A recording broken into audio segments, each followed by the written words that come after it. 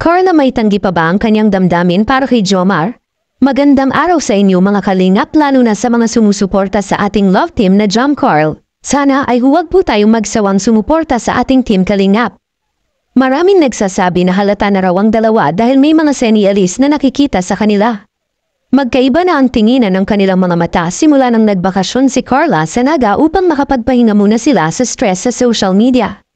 Simula noon ay medyo may kaibahan na sa galawan at tinginan ng dalawa. Hindi naman din kasi may tanggi sa kilos ng tao kung ano ang nararamdaman nila dahil karugtong na yan sa ating pagkatao. Kung ano ang nasa loobin mo ay lumalabas din yan sa kilos mo. Kaya nga maraming nagsasabi ng mga netizen na baka ay may namamagitan na sa dalawa.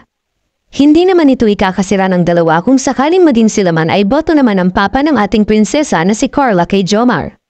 Wala naman maging problema kung maging sila na nga dahil dalaga at binata naman sila, ang importante ay wala naman silang inaapakan na tao dahil bawat isa sa atin ay mayroong sariling desisyon at kaligayahan. Pero aminin natin mga ka-Jom Carl na tayo ay kinikilig na sa kilos pa lang natin nakikita paano pa kaya kung ibubulgar na sa dalawa na sila na nga.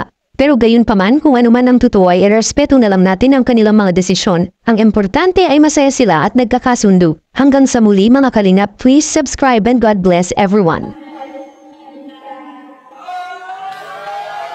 Natatakot po ako na baka po mahulog ako sa iya dyan. Ininales na po, grateful.